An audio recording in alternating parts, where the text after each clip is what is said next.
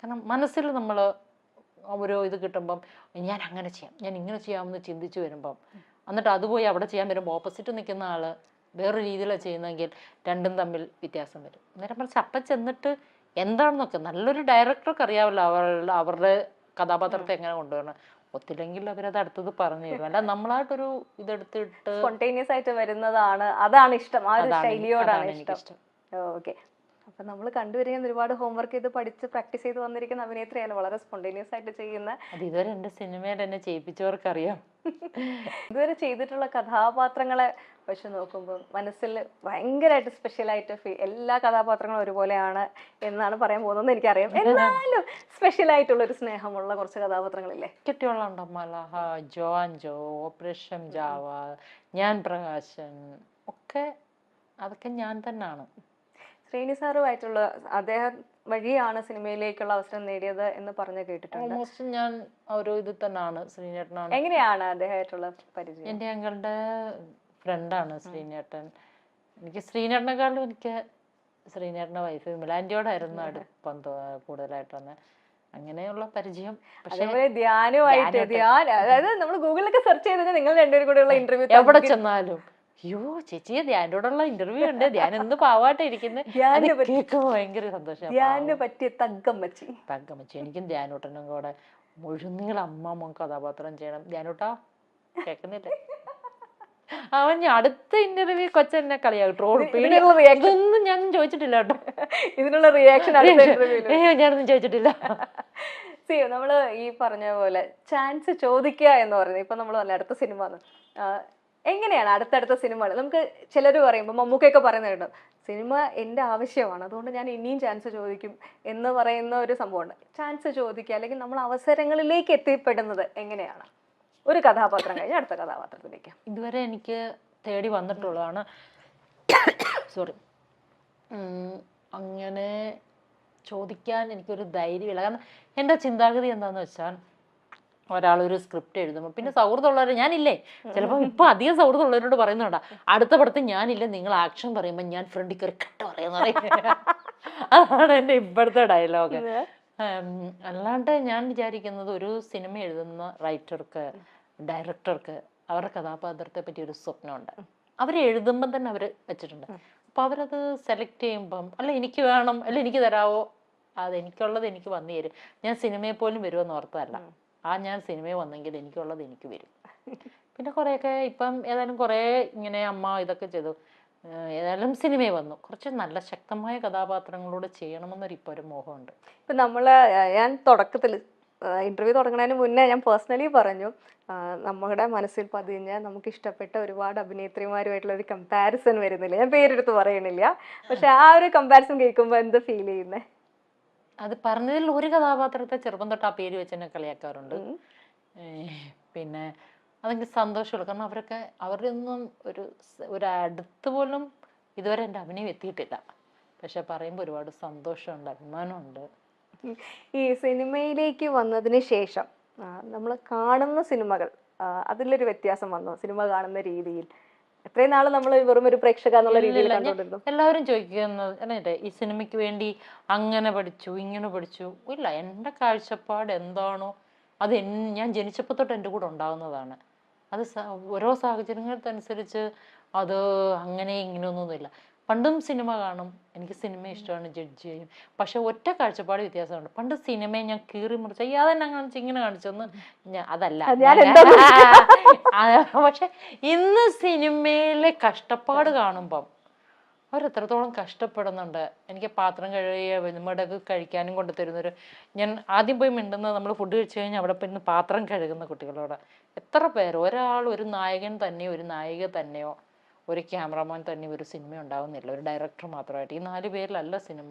അതിനകത്ത് light boy ഉൾപ്പെടെ നമുക്ക് പട്ടിണിയില്ലാതെ നമുക്ക് ദാഹമില്ലാതെ നമ്മളെ കഴിപ്പിക്കുന്നവരുൾപ്പെടെ എല്ലാവരും ഈക്വലാണ് അല്ലേ? ഇപ്പം മോൾക്ക് ഒരുപാട് നല്ല ഹെയർ ഉണ്ടെന്ന് പറഞ്ഞിട്ട് ഒരു സ്ത്രീ ആവുമോ? നല്ല കണ്ണുണ്ടാവണം, നല്ല ചുണ്ട് എന്ന് പറഞ്ഞാൽ എല്ലാവർക്കും അവനവൻ്റെ ആ ഒരു അവനവൻ്റെ ബ്യൂട്ടിയിൽ നമ്മൾ ശ്രദ്ധിക്കത്തില്ലേ?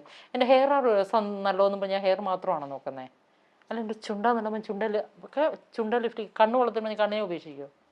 അതുപോലെയാണ് ഒരു സിനിമയിലെ എല്ലാവരും എല്ലാവരും സിനിമയുടെ കഥ പറയാൻ തുടങ്ങുമ്പം തൊട്ടുള്ളത് അവസാനം വരെ എല്ലാവരും ഒറ്റ മനസ്സിൽ ഇറങ്ങുമ്പം ദൈവമേ, എനിക്കങ്ങനെ പല ഇതും തോന്നിയിട്ടുണ്ട്. നമ്മൾ ഇറങ്ങുമ്പം ആ ലൊക്കേഷനിൽ നിന്ന് പോകുമ്പോൾ നമുക്കറിയാൻ പറ്റും ഈ സിനിമ എന്താവുമെന്ന്. ആ വൈബ് കിട്ടും. ആ വൈബിലുണ്ട് ഒരുപാട്. ചിലയിടത്ത് എനിക്ക് തോന്നിയിട്ടുണ്ട് അവർ സിനിമ ഒരെന്താ സംഭവമാണെന്ന് വെക്കുന്നതൊന്നും അല്ലാണ്ടായി പോകാറുണ്ട്.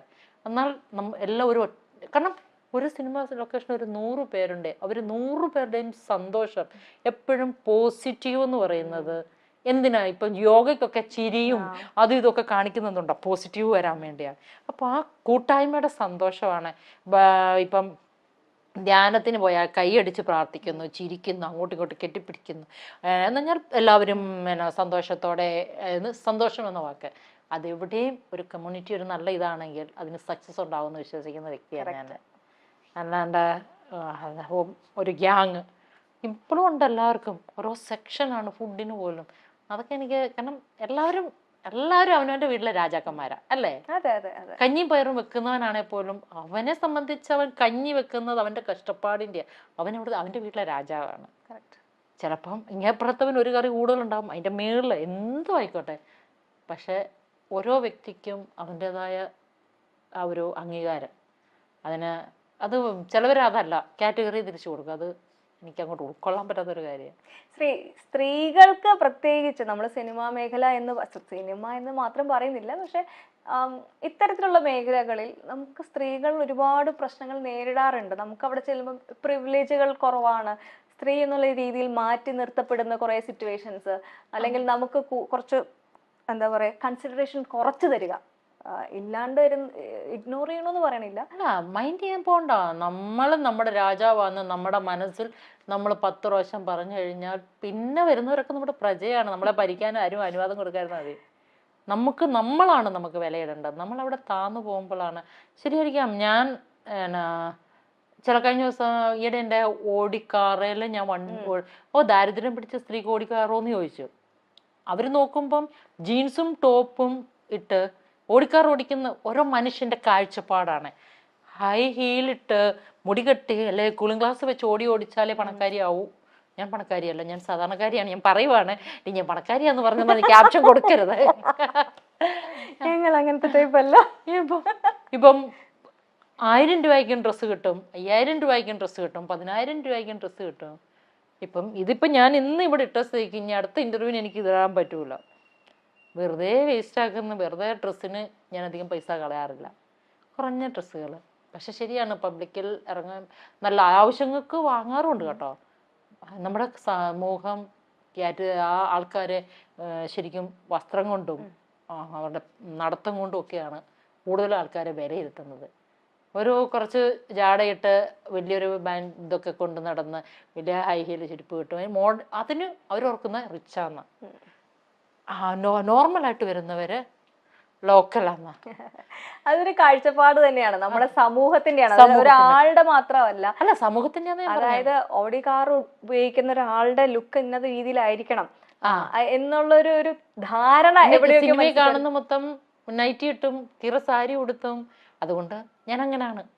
എനിക്കതിനകത്ത് ഒരു ഞാൻ പാവപ്പെട്ടവരുടെ നടിയാണ്. എനിക്കത് ഇഷ്ടം. സാധാരണക്കാർക്ക് അങ്ങനത്തെ കഥാപാത്രമാണ്.